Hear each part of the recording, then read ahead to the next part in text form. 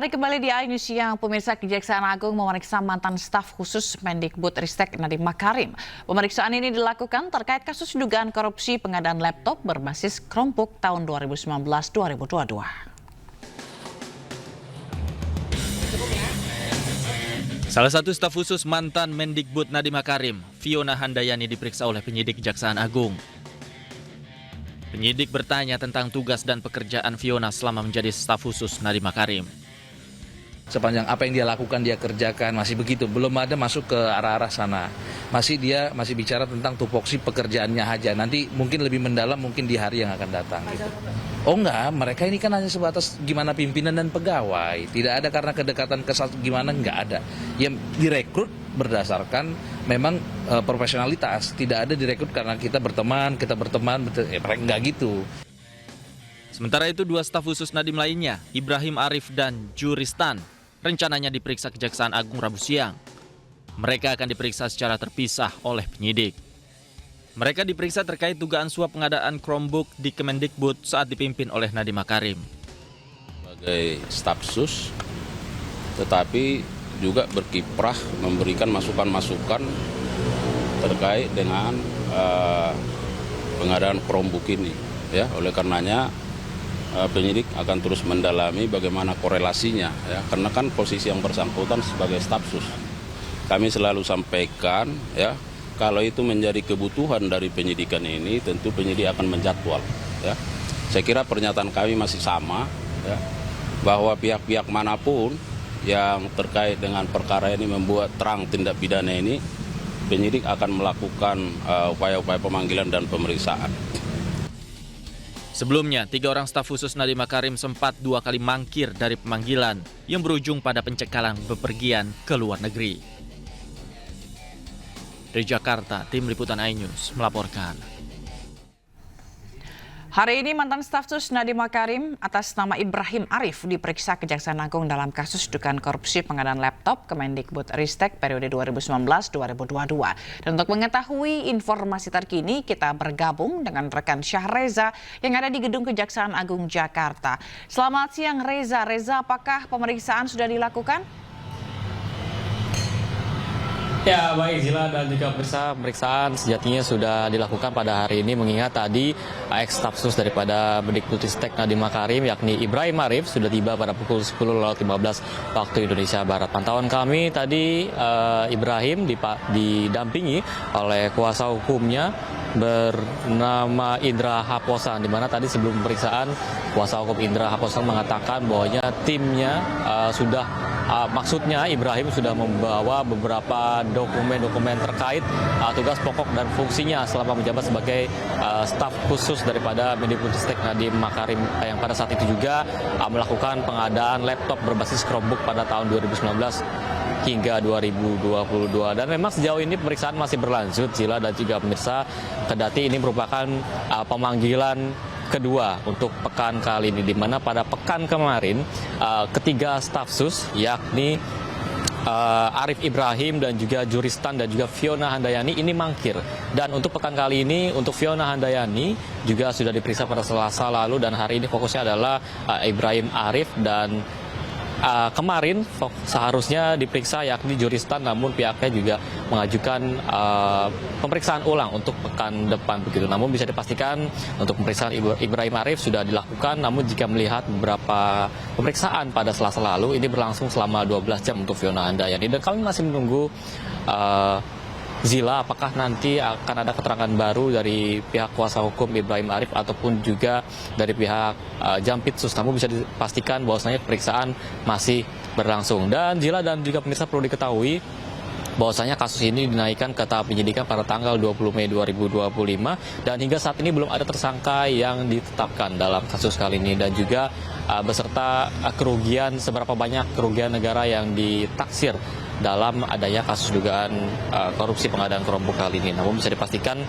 untuk anggaran pengadaannya ini totalnya senilai 9,9 triliun rupiah, dan memang berujung daripada mangkir dari pemeriksaan ini, Jampitsus juga sudah menggeledah rumah tiga ex staf khusus tersebut dan juga sudah melakukan pencekalan agar mereka tidak pergi ke luar negeri. Dan memang ini diperuntukkan agar proses pemeriksaan bisa berlanjut dan bisa tuntas tentunya. Namun bisa dipastikan Zila, hari ini proses penyelidikan masih berlangsung di Jampitsus dan kami masih menunggu apakah nanti ada keterangan lainnya, baik itu dari kuasa hukum Ibrahim Arif ataupun juga dari tim Kejaksaan Agung Republik Indonesia. Zila, kembali ke Anda.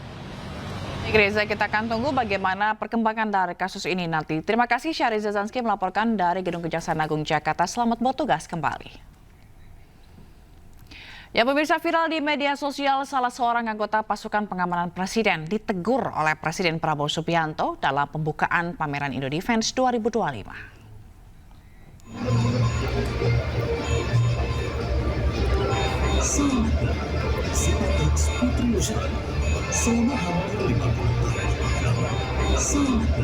Presiden Prabowo Subianto yang sedang berkeliling booth atau gerai milik perusahaan industri pertahanan asal Turki tiba-tiba tersulut emosi saat Prabowo berhenti di salah satu gerai. Ia berdiskusi dengan beberapa jenderal polisi dari luar negeri. Sudah berbincang singkat, mereka pun hendak berfoto bersama dan seorang jenderal polisi hendak merangkul Prabowo. Namun belum sempat merangkul, tangannya langsung ditepis oleh salah seorang pas pampres. Prabowo pun langsung menegur anggota pas pampres itu dengan mendorongnya. Usai ditegur, anggota pas pampres itu tampak menunjukkan gestur minta maaf dengan menundukkan kepala.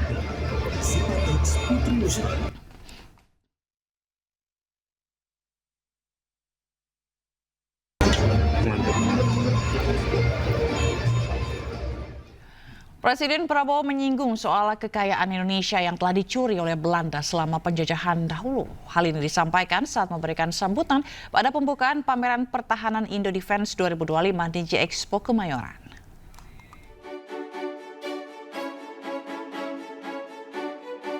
Presiden Prabowo membuka pameran pertahanan Indo Defense 2025 di J-Expo Kemayoran.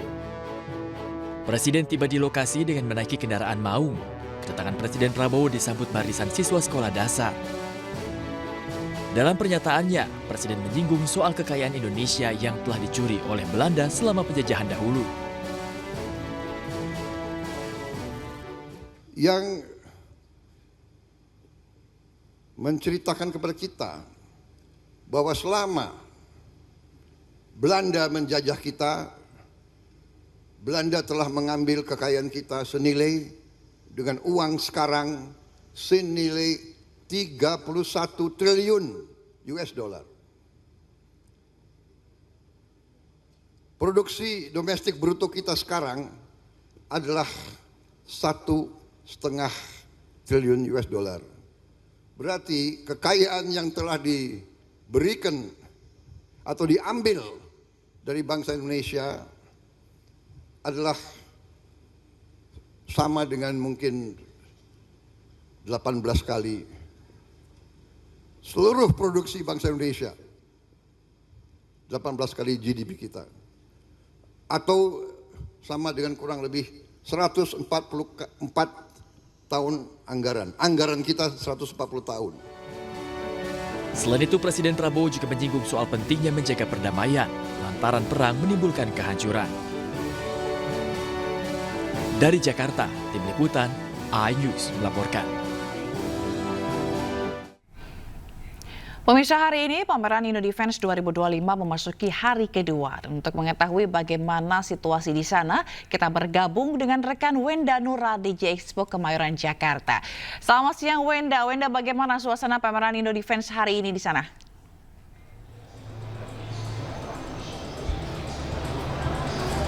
Halo, selamat siang Zila dan juga pemirsa. Suasana pada siang hari ini di Indo Defense Expo and Forum 2025 tentunya berlangsung dengan begitu ramai.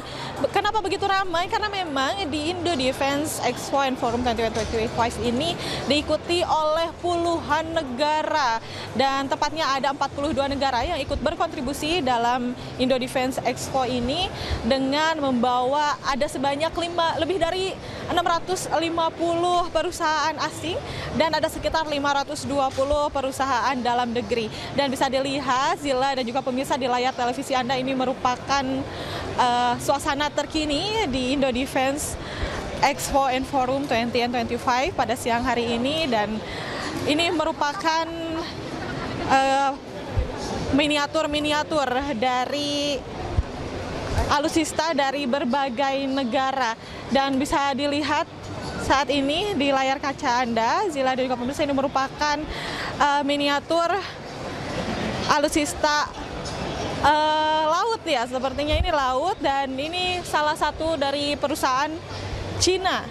Jadi memang ada berbagai macam negara yang ikut di Indo Defense Expo and Forum 2025 ini. Dan Indo Defense Expo and Forum 2025 ini telah dibuka kemarin dan dibuka langsung oleh Presiden Prabowo. Dan untuk di 3 hari pertama ini belum dibuka untuk umum, Zila dan juga pemirsa. Jadi baru dibuka untuk pebisnis dan juga delegasi-delegasi dari berbagai negara. Jadi untuk Anda, Zila dan juga pemirsa yang nampaknya tertarik untuk melihat gitu ya berbagai macam alutsista dari puluhan negara lainnya, mohon bersabar dulu karena Indo Defense Expo ini baru dibuka untuk umum pada hari terakhir, yakni hari Sabtu tanggal 14 Juni 2024 nanti. Kembali ke Anda, Zila. Baik, terima kasih Wenda Nur atas laporan Anda langsung dari Jexpo Kemayoran Jakarta. Selamat bertugas kembali. Ya pemirsa, hari ini Presiden Prabowo Subianto menghadiri acara pengukuhan hakim di Mahkamah Agung. Dalam pidatonya, Presiden mengumumkan kenaikan gaji hakim dengan paling tinggi 280%.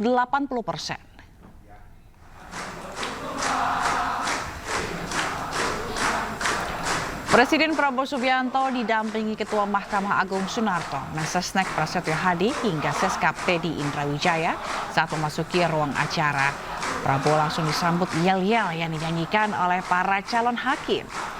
Pengukuhan hakim di tahun ini dilakukan setelah 5 tahun negara tidak mengangkat hakim. Pengangkatan hakim kali terakhir yaitu pada 2020.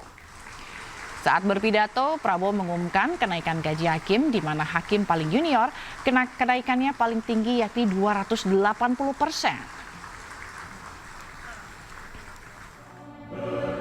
Sebetulnya masalah gaji itu adalah paragraf kelima. Jadi masih ada 1, 2, 3, 4 paragraf lagi. Tapi udahlah, aku langsung aja deh.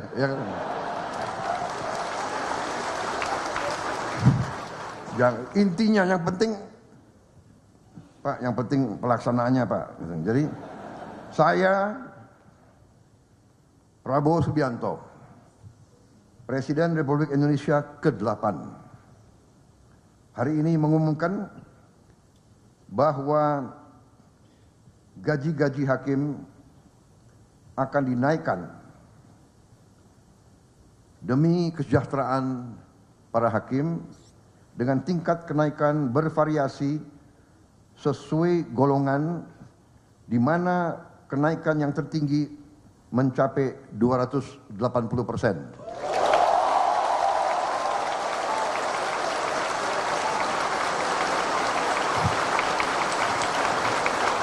Dan golongan yang naik tertinggi adalah golongan yang paling junior, paling bawah.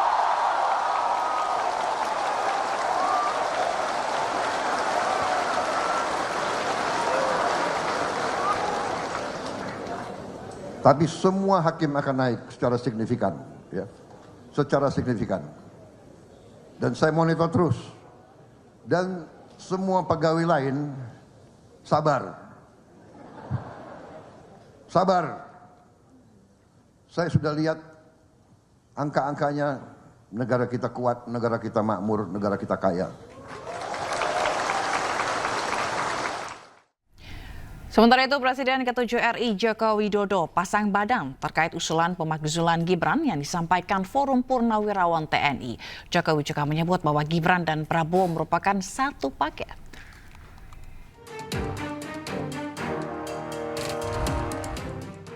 Presiden ke-7 Republik Indonesia Joko Widodo pasang badan terkait isu pemakzulan putra sulungnya yang menjabat sebagai Wakil Presiden RI Gibran Rakabuming Raka.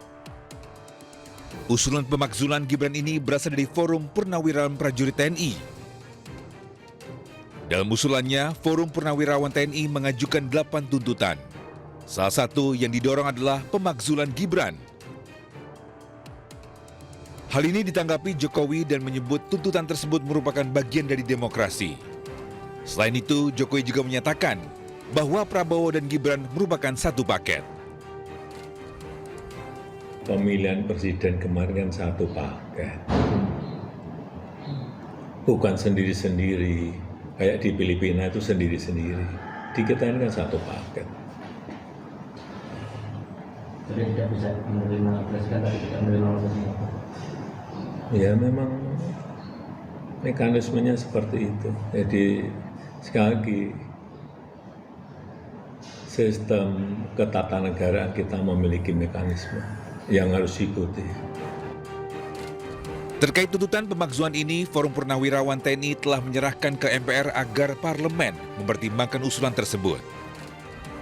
Terkait hal ini, Forum Purnawirawan Prajurit TNI siap dipanggil oleh ketiga lembaga ini untuk menjelaskan mengenai 8 usulan yang diajukan.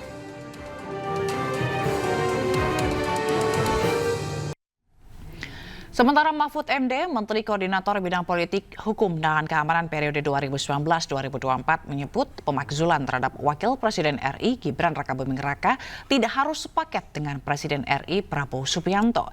Mahfud juga menilai argumentasi paling mudah sebagai syarat pemakzulan Gibran adalah dugaan korupsi keluarga Joko Widodo. Presiden atau Wakil Presiden bersama-sama atau sendiri-sendiri bisa dijatuhkan, bisa diberhentikan dalam dimakzulkan istilahnya ya, kita pakai istilah dimakzulkan, bisa dimakzulkan. Itu istilah resmi dalam masa jabatannya. Nah, syaratnya apa? Syaratnya itu tadi, yang ada 4 pelanggaran hukum, 1 pelanggaran etika atau perbuatan adalah 1 situasi tertentu. Sebelum lanjut Pak, saya mau rujuk sedikit kepada surat yang disampaikan oleh Forum Purnawirawan tentang syarat tadi itu. Ya. Kan ada dasar hukumnya tentang pemakzulan, ya, lalu kemudian ada argumentasi hukumnya Pak. Argumentasi hukum mereka saya bacakan Pak Mahfud. 1, pelanggaran prinsip-prinsip hukum, etika publik, dan konflik kepentingan. Putusan MK 90. Kira-kira gitu ya Pak ya. Yang kedua, kepatutan dan kepantasan kapasitas seorang wakil presiden. Yang ketiga, moral dan etika. Kasus Fufu Fafa disebutkan Pak di situ. Yang keempat, dugaan korupsi Joko Widodo dan keluarganya. 4 ini menurut Pak Mahfud kira-kira berpulang masuk dalam kategori tadi itu kan? Bisa. Ya, kalau itu nanti bisa dibuktikan. 1 yang paling gampang dugaan korupsi.